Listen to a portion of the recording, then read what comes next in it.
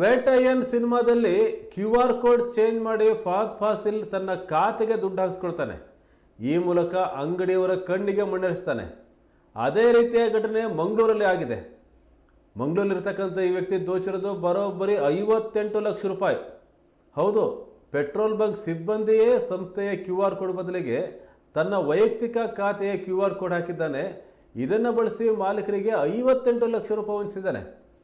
ಈ ಘಟನೆ ಮಂಗಳೂರು ನಗರದ ಬಂಗ್ರಕೂಳೂರಿನ ರಿಲಯನ್ಸ್ ಔಟ್ಲೆಟ್ ಪೆಟ್ರೋಲ್ ಬಂಕಲ್ಲಿ ಆಗಿದೆ.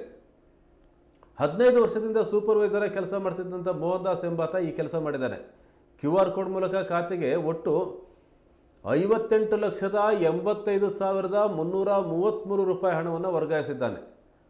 ಮಂಗಳೂರು ಸೆಂಟ್ ಠಾಣೆಯಲ್ಲಿ ದೂರು ದಾಖಲಾಗಿದ್ದು ಪೊಲೀಸರು ಕೇಸ್ ದಾಖಲಿಸಿಕೊಂಡು ತನಿಖೆ ಆರಂಭಿಸಿದ್ದಾರೆ. ಮೋಹನ್ ದಾಸ್ನನ್ನು ಪೊಲೀಸರು ಬಂಧಿಸಿದ್ದಾರೆ.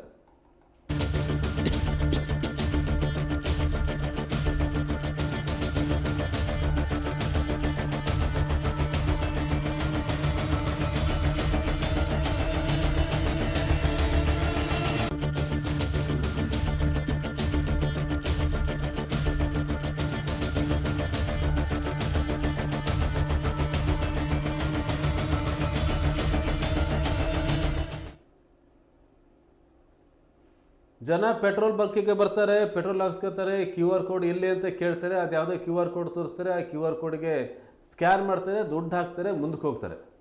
ಮತ್ತೆ ಆ ವ್ಯಕ್ತಿಯ ಪೆಟ್ರೋಲ್ ಬಂಕಿಗೆ ಬರ್ತಾನೋ ಇಲ್ವೋ. ಆದರೆ ಮಾಲೀಕರಿಗೆ ದುಡ್ಡು ಕಡಿಮೆ ಆಗಿದೆ ಅಂತ ಅನುಮಾನ ಶುರುವಾಗ್ಬಿಟ್ಟಿದೆ. ಯಾಕೆ? ಈಗ ಪೆಟ್ರೋಲು ಎಷ್ಟು ಖರ್ಚಾಗಿದೆ ಅಂತೇಳಿ ಪ್ರತಿದಿನದ ಲೆಕ್ಕ ಇರುತ್ತೆ. ಎಷ್ಟು ಲೀಟ್ರ್ ಪೆಟ್ರೋಲ್ ಒಟ್ಟು ಈ ಬಂಕಲ್ಲಿ ಖರ್ಚಾಯಿತು ಅಂತ, ನಗದು ಎಷ್ಟು ಬಂತು ಅಂತ ನೋಡ್ತಾರೆ, ಖಾತೆಗೆ ಎಷ್ಟು ಬಂತು ಅಂತ ನೋಡ್ತಾರೆ. ಆದರೆ ವ್ಯತ್ಯಾಸ ಕಂಡುಬಂದಿದೆ. ಯಾಕೆ ಅಂತ ಗೊತ್ತಾಗಿದ್ದಿಲ್ಲ.